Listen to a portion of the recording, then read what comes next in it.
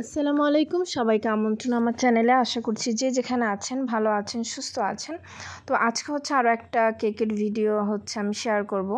তো একসাথে 3টা কেকের আমি অর্ডার পেয়েছিলাম, 2টা ব্যান্টো কেক আর একটা হাফ পাউন্ডের কেক অরেঞ্জ ফ্লেভারের। তো প্রথম ব্যান্টো কেকগুলো আমি ডিজাইন করে নিচ্ছি। এই যে দেখতে পাচ্ছেন এই একটা, তো এটা চারপাশে আমি অরেঞ্জ কালারের বর্ডার দিচ্ছি আর মাঝখানে ব্লু কালারের একটা ফুল দিচ্ছি, আর চারপাশে পাতা নজল দিয়ে পাতা করে দিচ্ছি গ্রিন কালারের, আর কিছু মাল্টি কালার সুগার বল দিব আর ফুলের উপর হোয়াইট কালারের পার্ল দিব। তো এটা মোটামুটি হয়ে গিয়েছে। তো 2টা ব্যান্টো কেক একই ধরনের ডিজাইন করেছি, তবে কালার কম্বিনেশনটা একটু আলাদা।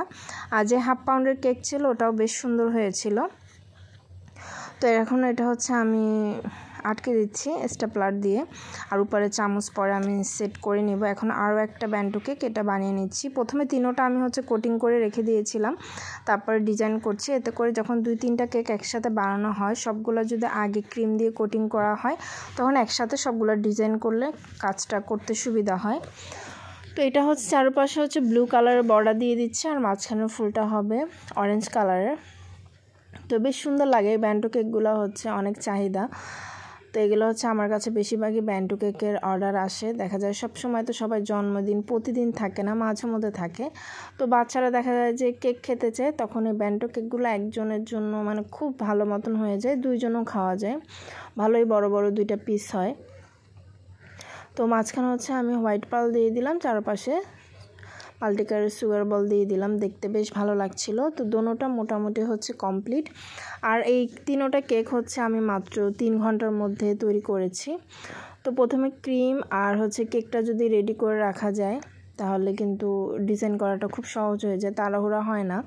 তো এখন মোটামুটি কেক বানানোর যে টাইম ম্যানেজমেন্ট বা কীভাবে করলে একটু কষ্ট কম হবে, সুন্দর করে ম্যানেজ করা যাবে, এই জিনিসগুলো বুঝে গিয়েছি।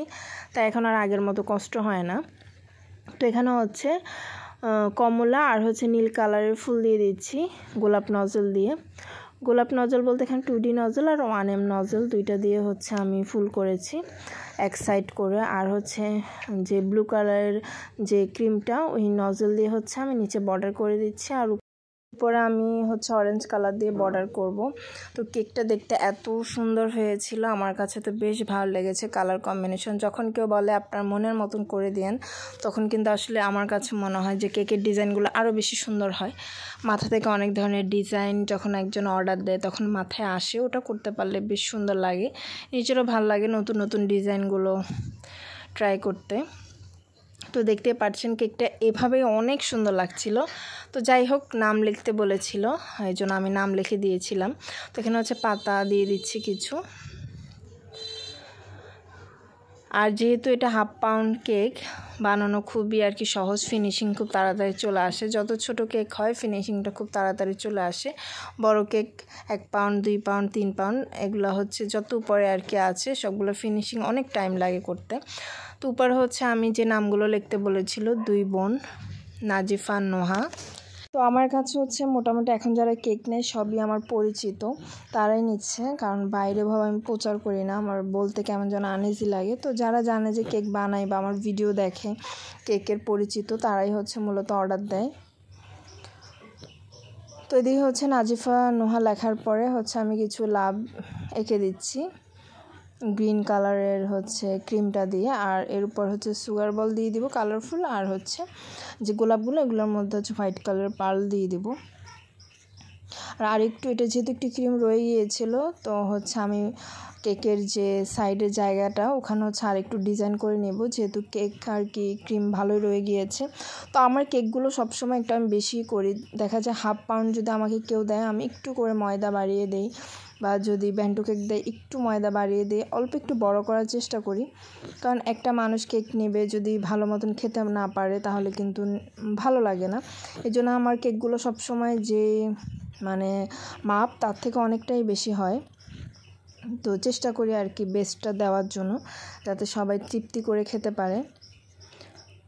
তো মোটামুটি যে ব্যান্টো কেকগুলো নিয়েছিল, তারা বেশ প্রশংসা করেছে যে খেতে অনেক মজা হয়েছে, দেখতেও ভালো হয়েছে। তো এরকম কিন্তু প্রশংসা পেলে কাজের আরও ইন্সপায়ার বেড়ে যায়। তো এখানে হচ্ছে আর একটু ক্রিম ছিল, তো এখানে হচ্ছে 1M নজল দিয়ে আমি এভাবে করে স্টার করে দিচ্ছি।